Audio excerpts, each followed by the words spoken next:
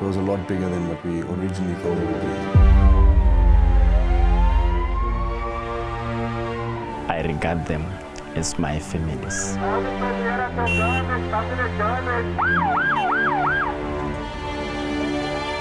As a mom, if I lost one of my kids, I don't know how much I would have left in me for the kid that's remaining. Nobody can prepare for an incident of this scale.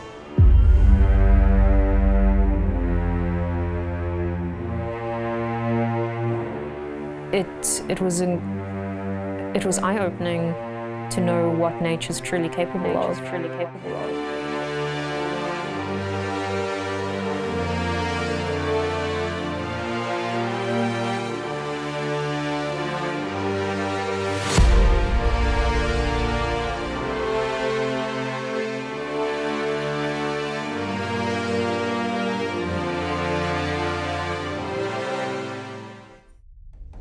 And when the images started coming through in the morning, when I just switched on, I automatically just started, thinking, okay, this is now a 7.6 or 7.8 magnitude earthquake. It hit these areas. Let's see, now it's still the early days or so, but it was always in the back of my mind. Dr. Imtiaz's intuition is always, he said, Ahmed, look, this is going to be a big one. Let's put the teams on standby and let's start our preparations already, And basically around 10 o'clock, I've put out the message to our core search and rescue team, and I just wanted to know who's available already. And at 11:45, we made the decision that Gift of the Givers is going to be responding to Turkey, and then we started doing all the logistical arrangements or so. In fact, it was quite ironic because myself and Ahmed were at the waterfront on Sunday, having just a meet and greet, and then on Monday morning he calls me to say, he needs people to go to Turkey. There'd been an earthquake. I was not watching the news, so this was a surprise to me.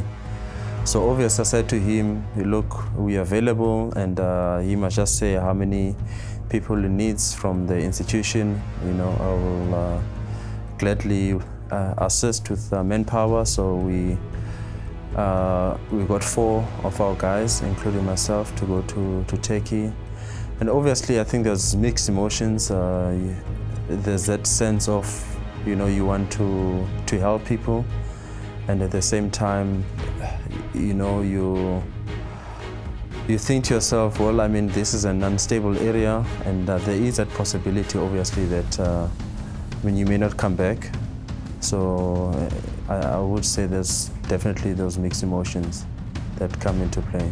It was my first deployment, and normally you have time to pack and figure out, right, I'm going to need this, I'm not going to need that. Yeah, it was just like, right, you're on the plane tonight, you need to go. By the time we were on the plane, we were basically, your mindset was, we're going there to work. That's what we do. As Gift of the Givers, we've built that kind of capacity. Other international teams, or other teams rather, I'd say, whether it's government or non-governmental organizations, will either respond in terms of only humanitarian aid, only search and rescue, or only medical.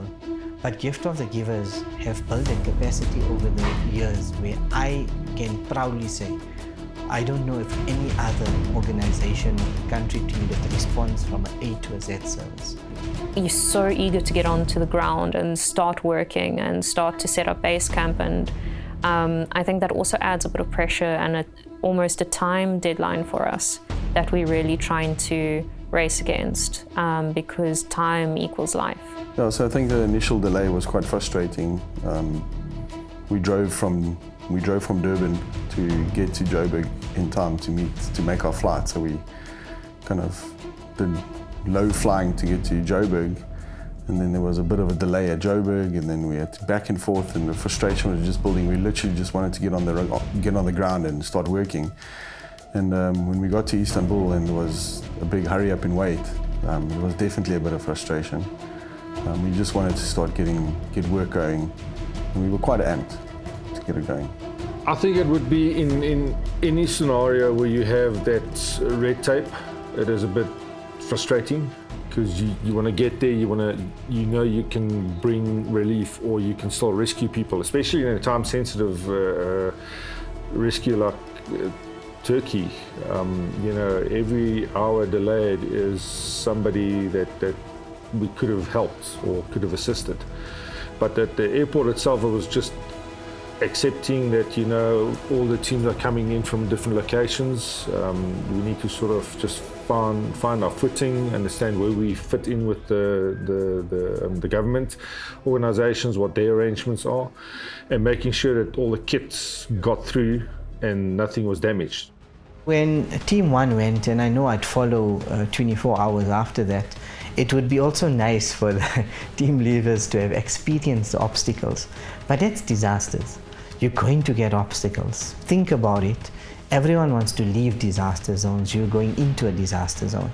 So you're going to have logistics in terms of communications, where you're going to be staying, you know, infrastructure, all of that. So those challenges are going to exist. So by the time we get to the airport, I was tired of sleeping. I wanted to go and work. And I didn't know where we were going and how far was it. But I keep on asking my partner, where are we going exactly? How far from here? He kept on explaining, from here we're still gonna take a plane for 2 hours to the other side. From there we're still gonna take the bus to go to the where the disaster is.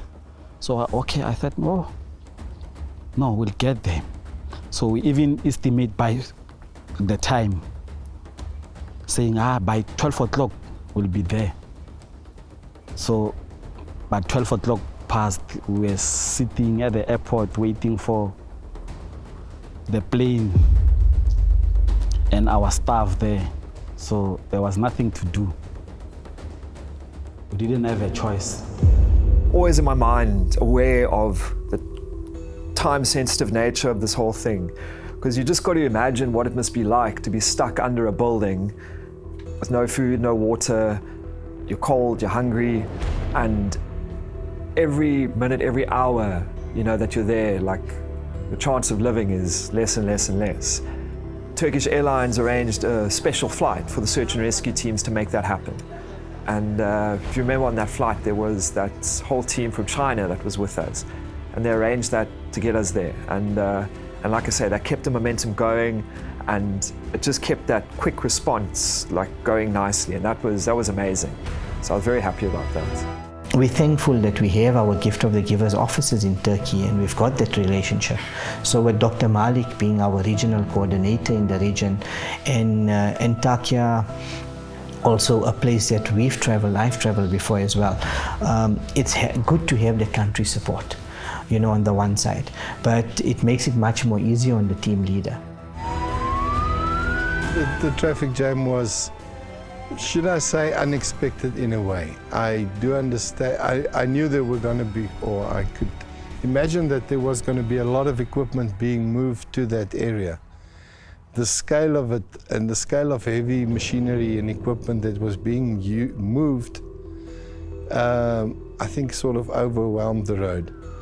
A long bus trip for a trip which should take about an hour and a half took us 10 hours, but it's expected in those situations. There was a lot of frustration on the way there because now we're stuck in traffic for like, at the time, I mean, we didn't know it was going to take us 8 hours, and we're talking from Adana to Antakya, it's not even 200 kilometers, and yet it took us 8 hours. In fact, myself and a colleague of mine literally got out of the bus. We walked for, must have been at least 3 kilometers down the road, just to, I think, for our peace of mind, because it was just ridiculous, just moving at a snail's pace. That 150-kilometer traffic jam was, you know, something I've never seen before in my life. It was so, you know, mind-blowing. To be honest, while we were traveling in the bus, you could sort of see a few dilapidated buildings, and you get a small idea of the scale of destruction, but it was only really once we got to the epicenter and daylight broke that we really were taken back. Essentially, would stand in one fixed point and turn 360 degrees, and all you can see is complete devastation. Seeing the first buildings that were compromised was quite scary, to be honest, because you're not even at the earthquake zone, and here you are seeing all these buildings that have been severely compromised. Some have actually fallen, and we're about more than 100 kilometers away from the epicenter of the earthquake. So that was quite, you realize that, this is real now.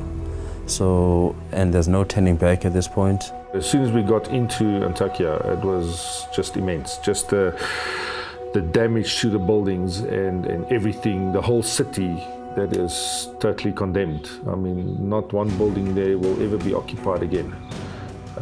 And I think that was the biggest realization or eye-opener as to know, to actually realize that this is, where we're going to work, and the devastation must be unimaginable, and understanding also what the team is going to face. When I saw the first building, I was touched. Then I said, God, please, you are our savior. May you please save the lives of your poor people. Give us strength to go in there to search for the life or the bodies, so that the families can have closure. This is going to be a tough day at the office,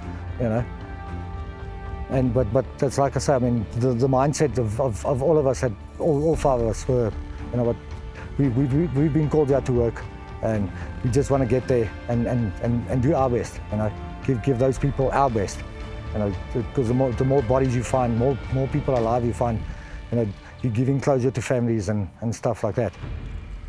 The air around those sites and around that town was just one of absolute sadness and devastation. There was so much loss, so much death, so much hurt and anguish, and it was thick in the air, and you could feel it, So it was really such a surreal, terrible experience, and it broke my heart. My heart was broken for those people.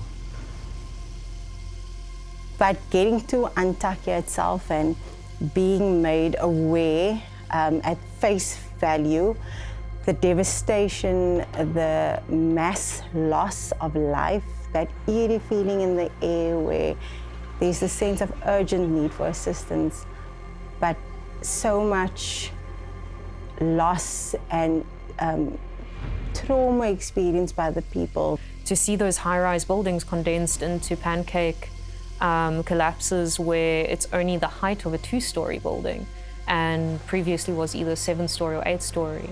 It really, and to see multiple buildings next door to each other like that, you really get a sense of what's happened and how quickly it happened. In my mind, I thought, it's like something like Joburg Central or Durban Central that collapsed. But once we took the drive, and it was hours and hours of driving, and as far as you can see, it's just complete destruction. You started to understand the scale of it and the magnitude of the exercise that you're about to undertake.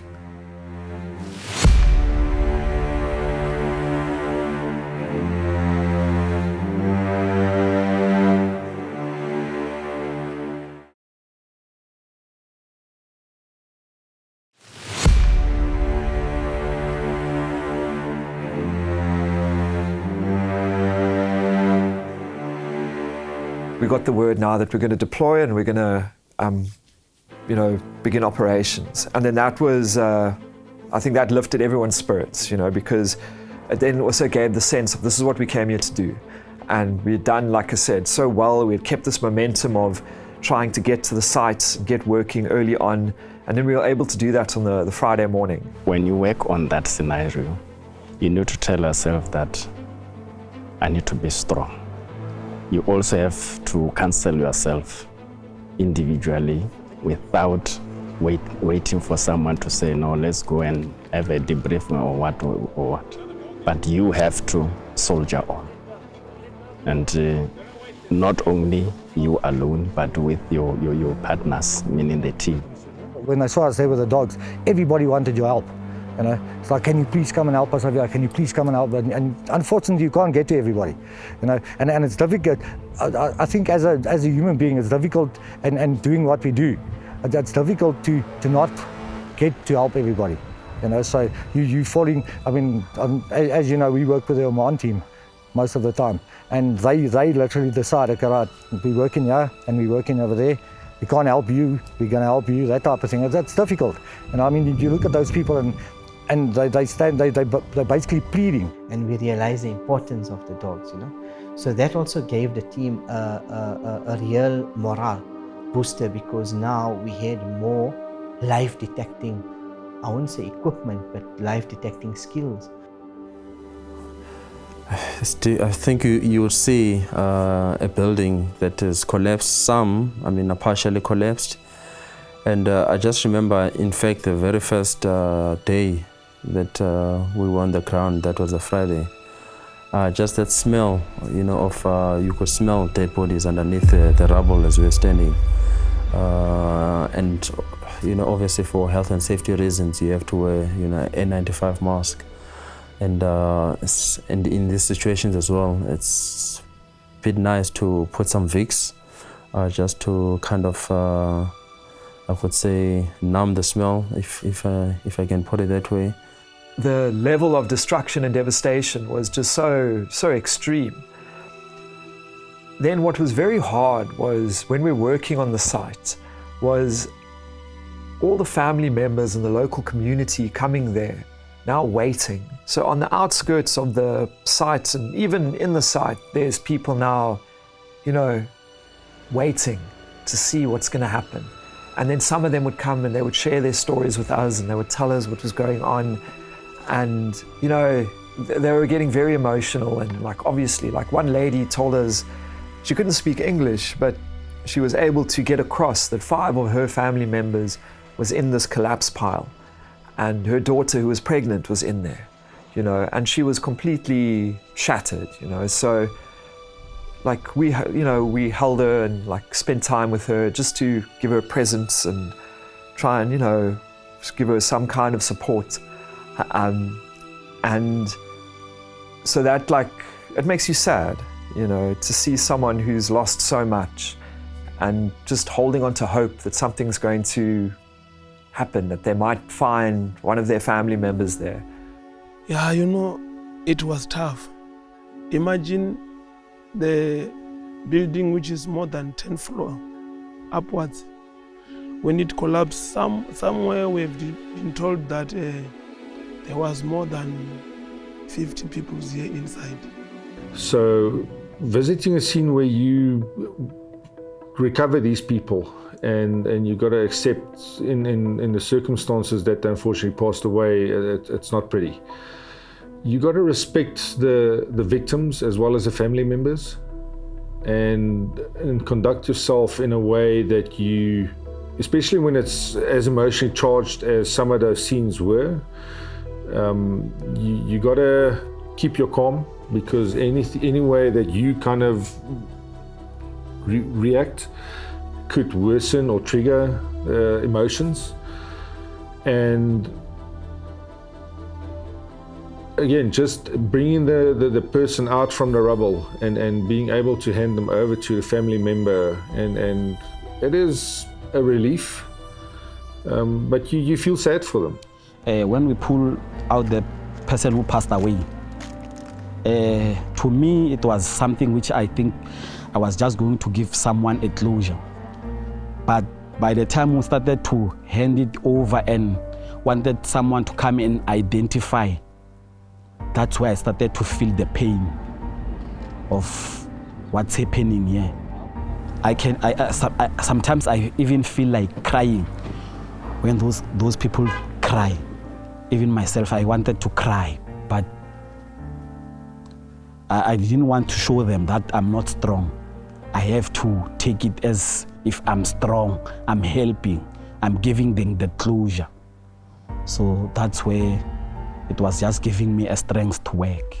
There was like almost these moments that seemed like a movie cliche, where in the collapse pile there would be a child's teddy bear, But here it was, you know, you'd find all these people's belongings, like shoes, clothes, you know, and it puts in your mind that, you know, here you've got this pile of twisted metal and broken concrete, but, you know, this was someone's bedroom, and this was a family sleeping. And like I say, you see these little shoes, and these were kids that were in here, and now they are under this pile. And, you know, it's now days after the earthquake has struck, and so, you know, you get a bit pessimistic, thinking that their chance of survival is fairly low.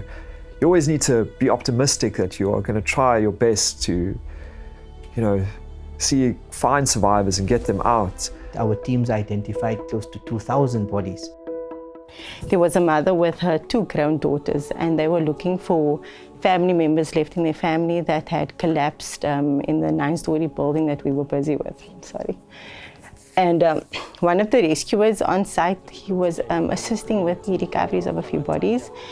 And the last body that we had recovered, when we had brought the body down from the excavator to open the body back to show the family members so that they could identify if it was indeed one of their family members or not. It was about a, I think, 11, 12-year-old boy, and it was the rescuer's son.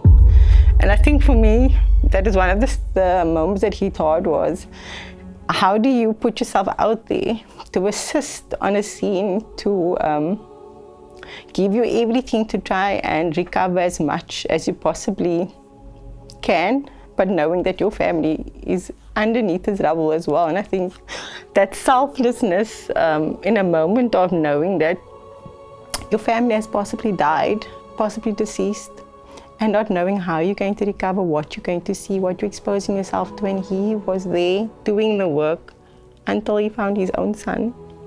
And seeing that hurt, that devastation,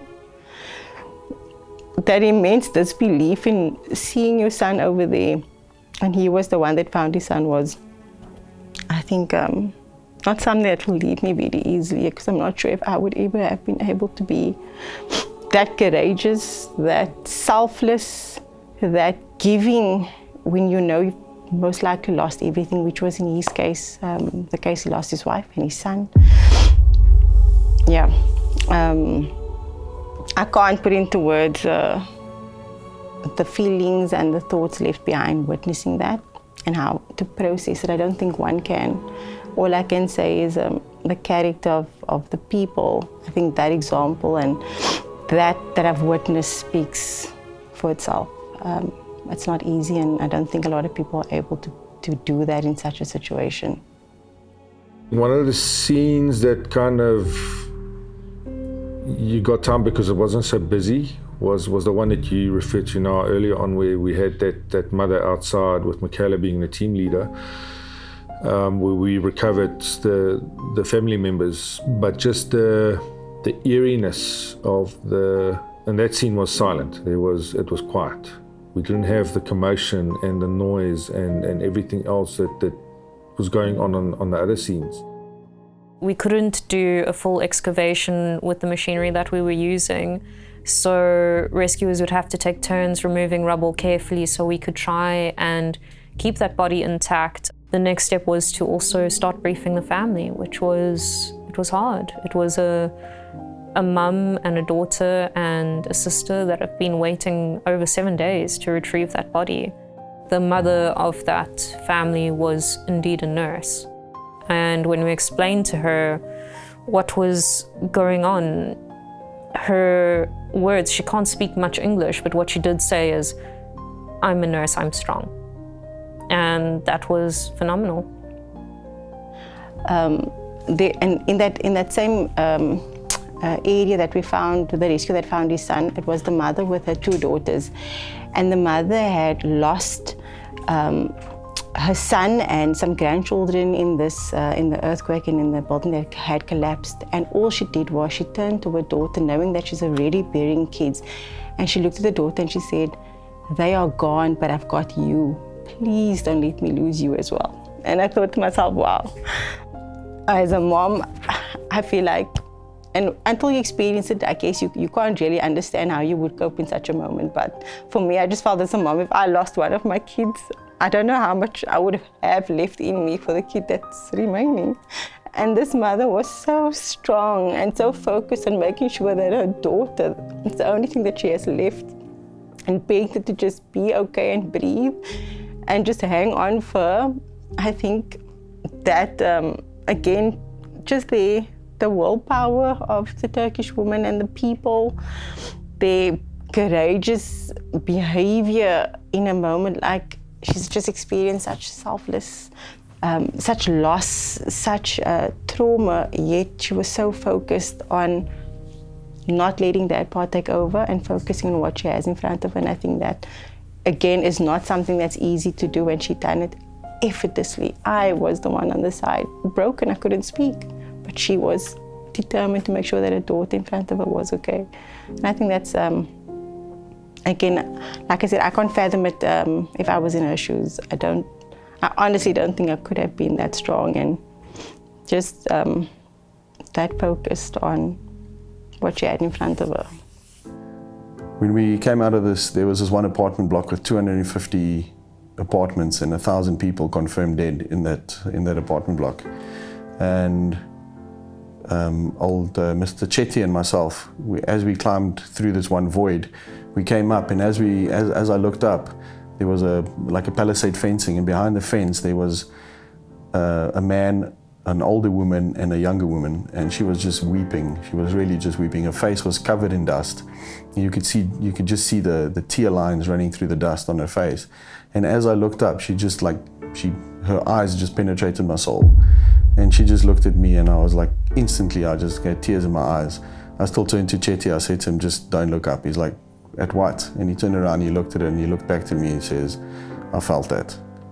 You know, so it's like you could feel the grief, you could feel the hurt, but even through all of that, there was a language barrier, so all of them just like tapped their chest and just said thank you to us. And as I came out, that's all she did. And that to me is like, definitely stands out.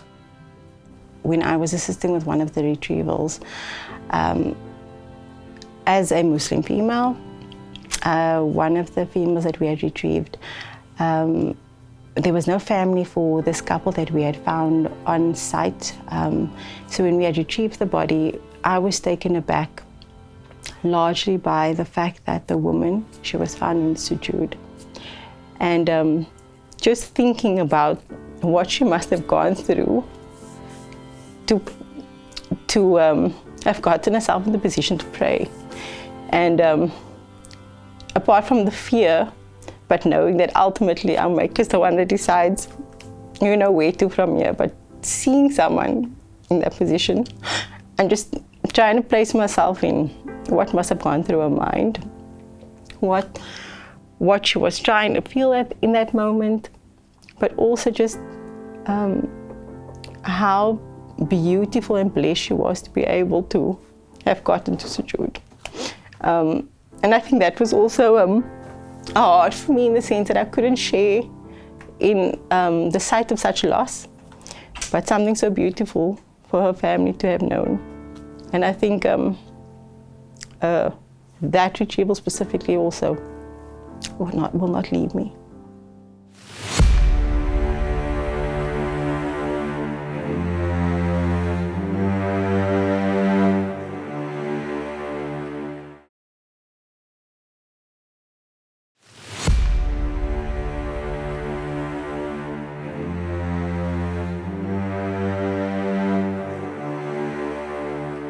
Paul and I went into the one building with one of the SAP's K9, and they dug it open into the basement, and we climbed into the basement searching. So we were crawling around on our stomachs, and one of these tremors hit, and it was just dust falling down. And you know, I just remember Paul and I sitting there, and we just like kind of giggled at each other, like, you know. And it was like at that moment, you know, there's nothing that you can do. You know, there's nowhere you can go. So there's definitely an adrenaline rush of note. At that moment, you don't think of your family back home. You don't think of anything else besides what's actually going on there at that moment. The tremor that we had in the building was very scary. I'll be honest, because also when the tremor starts, you don't know how severe the tremor is going to be. So, I mean, the best you can do is try and get out of there as quickly as possible. So, I mean, and you don't know really if you're going to make it or not. So it really is quite a scary situation, one that you hope, you know, you're going to come out of it alive. I've been working with him for 7 years now. I've had him since he was a puppy, and so our bond is pretty strong. So when a tremor happens while you're busy working in those conditions, and I turn around, give him the command to come with me, then he's by my side.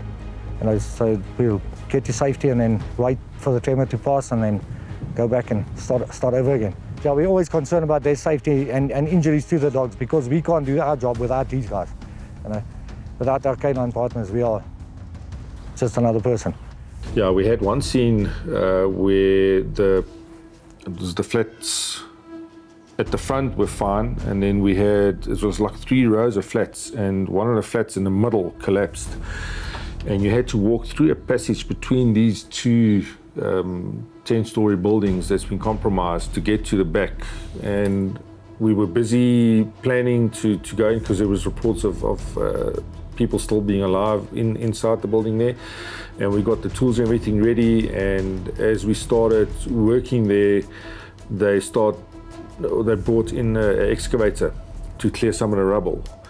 And just the movement of that machine within that confined space, and also the compromised buildings, anything, even just the wind blowing strong enough will tip that building over. And that's the biggest risk. And as a team, we had to make the call to move out. And we were sitting outside maybe for 5 minutes or so, and we felt a tremor coming through. And you could hear little pieces of brickwork falling behind you out of the building, and then we heard this huge noise, which could only have been another building that collapsed about 200-300 meters away from us. And the team jumped up and ran to the safest space, which was in an area where there were other collapsed buildings.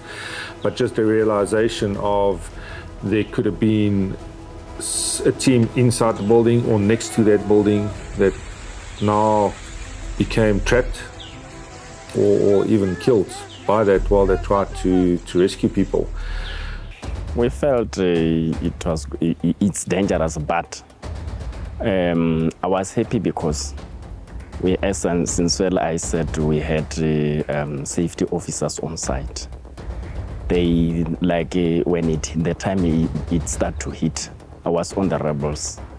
Then they blew the whistle. Then we all stopped and listened to it. Then after some seconds, then it was over. But where I was, I could see there was enough space for me to run. There was, an open area. Even our colleagues, they can go to that particular area. The building was not next to, it was a little bit far from us. We were safe actually, and also I believe other teams on the other side also, I know they were safe. I think it's daunting because you don't really know what type of situation you're walking into, if there's going to be tremors. Obviously there's a lot of unstable buildings that, to be honest, there were so many, it even sort of blocks out the ability to mark off zones because just everywhere is unstable. So there's a large element of risk that's unavoidable. It's difficult. It's always hard because you feel like you're letting down a family in some aspects. However, to risk your team, particularly in this circumstance, risking team because of structural collapse. We had multiple unstable buildings on all sides of us at some points, and active tremors. We cannot afford to lose our whole team over somebody who's passed, and it's a hard reality to confront. But the dead are gone, but we still have a future, and you have to protect the future of not just the members of the team, but the local volunteers that assist their families, the remaining survivors, and it's really difficult to make a clinical decision based on that. It's difficult because it's natural for most of us to develop cognitive overload because of the amount of emotion attached to briefing those families and letting them know that they're not going to have that opportunity. And you knowingly robbing a family of that opportunity, but we have to be extremely clinical of our decision and strategic. It's unfortunately the hard part of our job, and our job is also to get our team home. I've been involved in earthquakes that's very mild tremors, but this was a completely new experience to me. And it's sort of put in perspective. If you then go and see the severity of these aftershocks is nothing compared to the initial earthquake that they had, and that puts it into perspective, yeah. In this industry, we see death all the time, and unfortunately, you become very desensitized to death. So seeing death around, it's like seeing dead people, seeing bodies, as much as, like at that moment it doesn't affect you, it definitely affects you later on. Later on you have flashbacks and things like that. But at that moment, for me, seeing a dead body is not what gets to me. It's seeing the family standing next to the road with that hope. I mean, the building is completely collapsed. It's flat. There's nothing and nobody that could have survived there. But the family has that hope, and when you've got to pack up your gear and walk away and you can see the hope fade out of them, that to me is the hard part. I feel like I can cry, even though I don't know that people. And it was first time to see those kind of situation and the people who are crying. Even the recovery of bodies does provide relief to the families. It's frustrating. Obviously, you go there to save lives, but you also got to remember that people need closure. They need to know whether their loved ones are still alive, trapped under rubble, or whether they are dead. So I wouldn't say really frustrating, but it would be nice to take out, to rescue and to take out live people. But you also got to remember that you do the small part that you do while you are there, and to the best of your ability. That's it. The time when I'm sleeping in my tent, that's where I started to feel what's happening there. So, but I will feel as if I can cry, but I needed to do something so that I can just take that pain out. But there was nothing to do. That morning we got to, because like I say, we were working with the Oman team, and they got information of and GPS coordinates of live victims still. And so we went out to the one place there, and then they took me to a building, and we went up the street to the right, and the excavators and stuff were still hectic busy there, and then they said, no, they've got another one just on the opposite side of the road. And so we went there, and I utilised him, he indicated, and the next thing, everybody started blowing whistles and saying keep quiet and everything, and they banged with a pipe on the rebar, and then they got an answer back. They banged 3 times, and then they got a three answer back from under the rubble. So I was like, wow, okay, this is exciting. But then all the rescue teams from Turkey and Oman, so basically they flood the scene. Once they got her out, the people started cheering, and she literally came walking to the ambulance with her hands in the air like this. I'll never forget that. And then her son came and spoke to us. He told us that she's a 90-year-old lady, and she's actually got a heart problem. She's got a heart condition. So that, to me, that just says, you know what, it's not my time to go. Hanging on for help's coming, that type of thing. Yeah, it's a feeling of fulfillment and elation in a sense. I mean, it's 8 days later, you still finding somebody alive. In all of that chaos, if you want to call it that, it was just amazing. I mean, you think to yourself, if I was trapped under something like that, how will I survive for 8 days? I mean, you got no food, no water, so it's just your mind telling you, someone's coming to help me, that type of thing. You must have it damn strong mindset. Yeah, it was just so much pride in our guys and Donna, our canine that made the find, and you know, it just gives hope, particularly because the resilience of, you know, a 90-year-old woman in that condition, it means there must be more. So it really gave us a bit of motivation, a bit of joy, and yeah, I think it's incredibly motivating when that happens, because the reality for most of the victims is very, very dark. With the conditions also, it was minus whatever 6 or 7 during that time, and someone to survive at that age, you know, finding an older person, if I put it, in the rubble at that age is amazing. The day we saved a 90-year-old woman, I felt as if the search mission can continue, because we might still save life. There might still be people trapped underneath there whom need our assistance. Just hearing that patient that came out, it was such a joyous occasion for the entire team.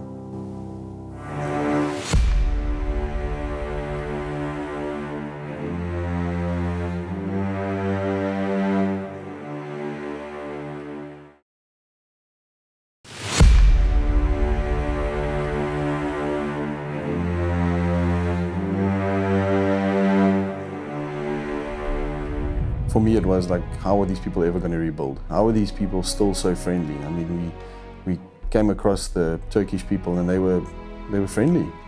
They weren't rude. They weren't hostile towards you. They were accommodating. And when I just saw the destruction, I was just like, how can these people still be so friendly? How can these people still be, their spirits still be so high? So that for me was something that definitely stood out.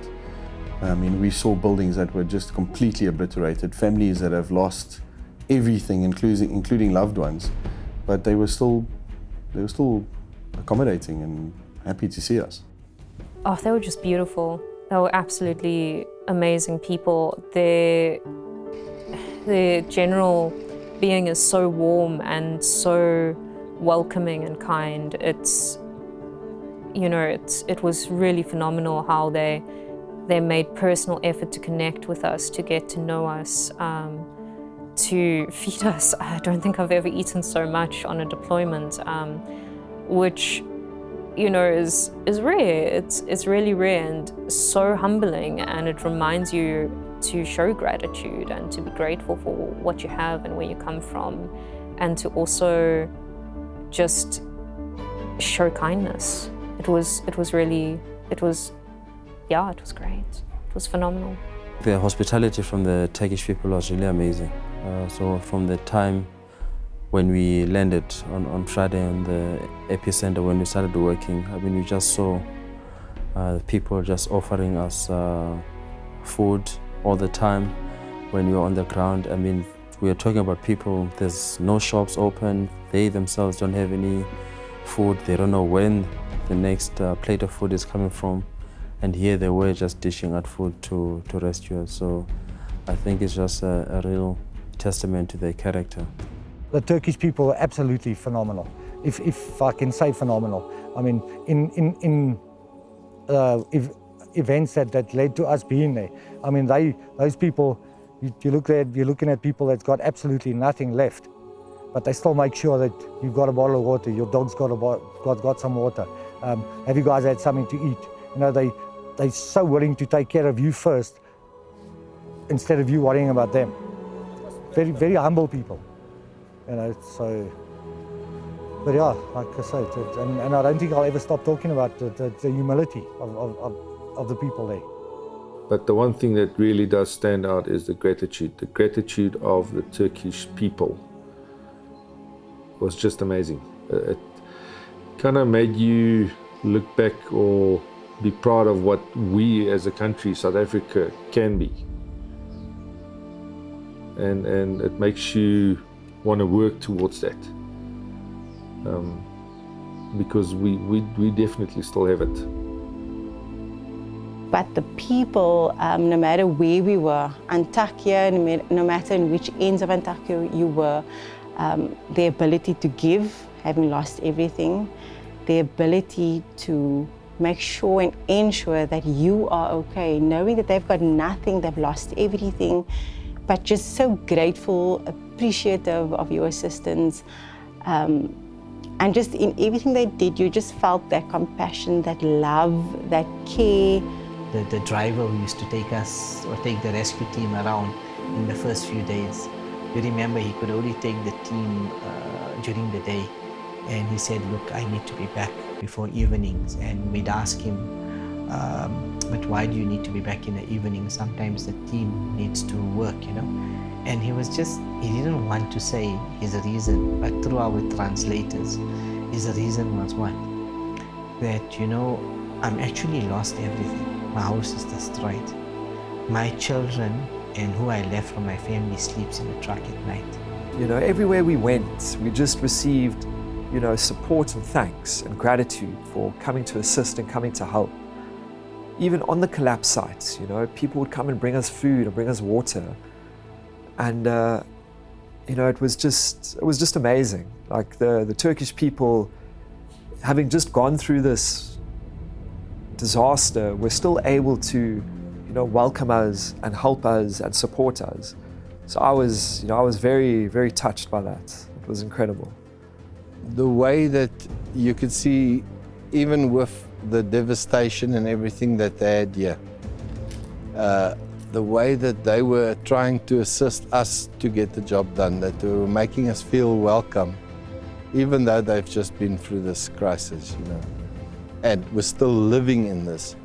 The friendliness, the way that they, in a way I can almost say that they tried to comfort us, to make us comfortable and everything, was really, I can't say difficult to comprehend, but just, it was good to see, you know, people just leaving their day jobs in different parts of the countries, of the country of Turkey, just to come and assist and help us there with this effort. The one youngster who sold his vehicle so he could buy tents and sleeping bags for us, because he heard the South African team, it's cold and we needed more tents, we needed some stuff, and he actually sold his own vehicle, traveled, hired another vehicle, traveled for 18 hours to bring us food. So when we left, the security personnel and the airport staff created a guard of honor for us. I think it was unexpected for everyone. We never expected them to do that, and it was quite touching to see how they appreciated the rescue teams that came through to assist the people of Turkey.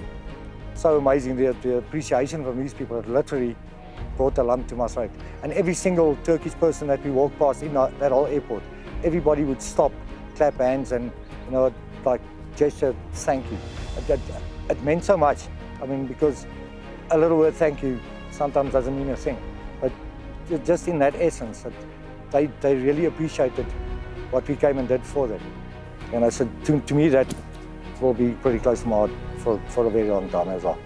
The whole way we walked, from every corner, every restaurant, every shop, people were clapping and cheering, people were crying. They were just so grateful and so happy that, you know, we had come to help and do what we could do, you know. And it was very, very touching.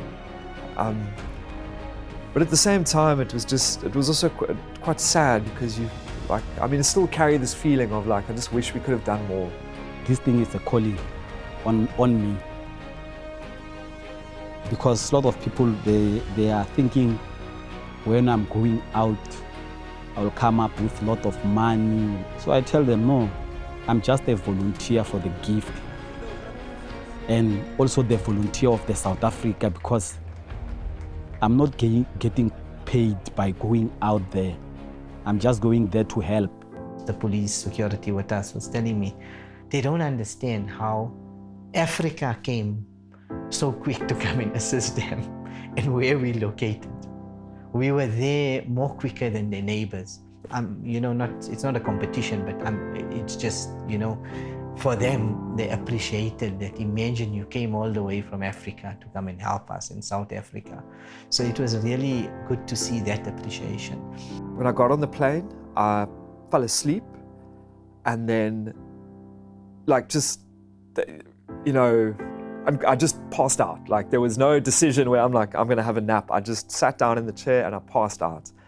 And then I woke up and, like, I just had this, like, flood of emotions, you know, because now I'm in a space where I no longer need to worry about anything. You know, it's safe, like, there's nothing to think about. And then that's when everything kind of came through, you know, and, like, I cried for like 3 hours.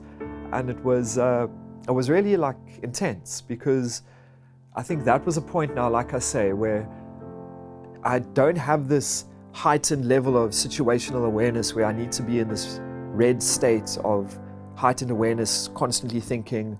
My mind can now come back down. I don't need to worry, you know. I'm safe in this plane. The whole team's here. The equipment's taken care of. You know, no one's going to get crushed or killed. And then that's when it all started to come through, you know. And then I started to, like, remember all moments, and, you know, like, one feeling that just really came through was just like, I felt so sorry and sad for all these people and all these communities, you know. I think it was a very successful trip for us as canine handlers. We did very well, and I think we did it very professional. We've only had, since we got back, only had good things said to us. Thank you so much for uplifting the police, and thank you so much for what you guys did that side. You know, to me, like I said to me, it just means we did it right. You know, we went there, did our job, and we did it successfully. When you sort of sit and reflect back on the whole mission, I think the gratitude of the Turkish people, it's a very humbling experience. It makes you, I think, as you know, Mr. Ahmed said on our debrief that evening in Istanbul in a hotel, we got to go and reflect on what happened, what we've just been through. And if this doesn't change you, nothing will change you.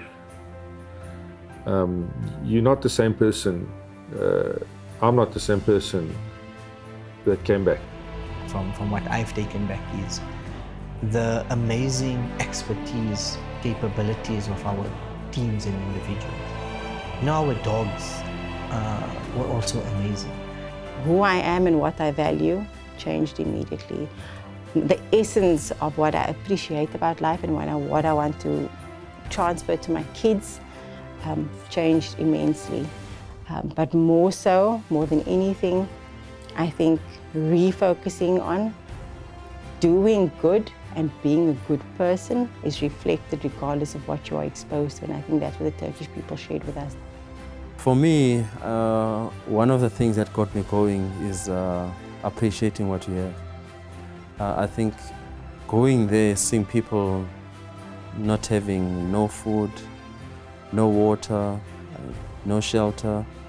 I mean, if you think of Maslow's hierarchy of needs, I mean, the basic physiological needs are right at the bottom, and those people didn't have that at all. And we knew that we would come home to our comfortable lives. So for me, really, it's just appreciating the small things that you have. It was really just life-changing. It was life-changing. It was humbling, actually. I think that would be the word that would describe it best. It was absolutely humbling. It took us all down to rock bottom. It was, for me, probably the hardest urban search and rescue that I've ever done, but in so many ways also the most rewarding.